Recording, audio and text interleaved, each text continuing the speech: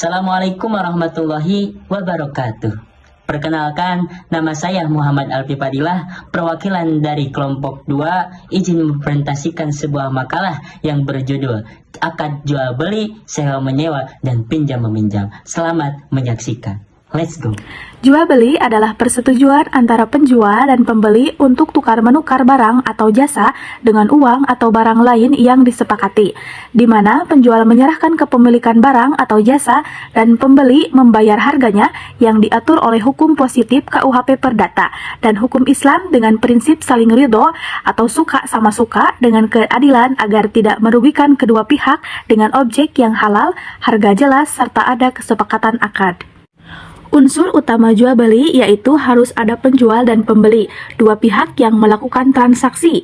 Nah, ada barang dan jasa yaitu objek yang diperdagangkan harus jelas, halal, dan dimiliki penjual. Lalu mempunyai harga yaitu nilai tukar yang disepakati harus jelas dan tidak samar. Yang terakhir yaitu akad atau kesepakatan, persetujuan lisan atau tertulis antara penjual dan pembeli. Prinsip penting, terutama dalam Islam, yaitu saling ridho. Transaksi harus sukarela tanpa paksaan, halal dan adil, barang tidak haram, dan transaksi tidak mengandung penipuan. Serah terima, ada penyerahan barang dan pembayaran, yaitu bisa tunai atau transfer, kemudian sesuai dengan akad.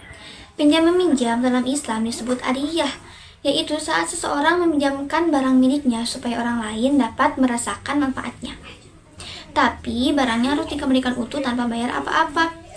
Ini seperti tolong-menolong antar sesama tanpa bayar pamrih. Hukumnya boleh-boleh saja, bahkan dianjurkan untuk kebaikan sosial. Nah, apa itu ariyah?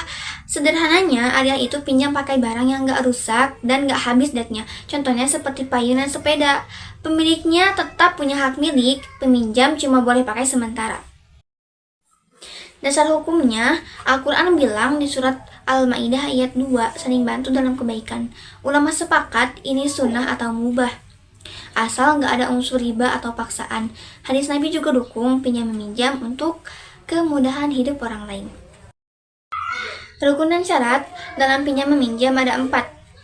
Yang pertama, pemberi pinjaman. Yang kedua, peminjam. Yang ketiga, objek pinjaman. Dan yang keempat, sigot akad. Terus, contoh dalam kehidupan sehari-hari. Aku meminjamkan motor kepada pamanku untuk ke pasar sementara. Dengan syarat harus dikembalikan secara utuh tanpa biaya tambahan. Cukup sekian dari saya, dan terima kasih untuk teman-teman yang sudah menonton video ini. Wassalamualaikum warahmatullahi wabarakatuh. Selanjutnya yaitu sewa menyewa. Sewa menyewa adalah perjanjian antara pemilik barang dengan pihak lain, di mana pemilik memberikan hak penggunaan barang dalam jangka waktu tertentu dengan imbalan sewa. Secara hukum, perjanjian sewa menyewa mengatur hak dan kewajiban dua belah pihak serta masa berlaku penggunaan barang tersebut. Dalam ekonomi, sewa menyewa memungkinkan optimalisasi pemanfaatan sumber daya dengan cara memanfaatkan barang tanpa perlu kepemilikan penuh, sehingga fleksibilitas dan efisiensi tercapai. Menurut Al-Quran dalam Al-Hidayah, ijarah adalah akad untuk memperoleh manfaat suatu barang dengan imbalan tertentu. Dasar hukumnya yaitu Al-Quran surat At-Tolak ayat 6. Hadisnya yaitu riwayat Ibnu Majah. Adapun rukun dan syaratnya yaitu ada 5. Yang pertama ada pihak penyewa, yang kedua pihak yang menyewakan, yang ketiga objek yang disewa, yang keempat imbalan, yang kelima ijab dan qabul. Syaratnya yaitu barang harus halal dan jelas, waktu sewa ditentukan, tidak boleh digunakan untuk maksiat.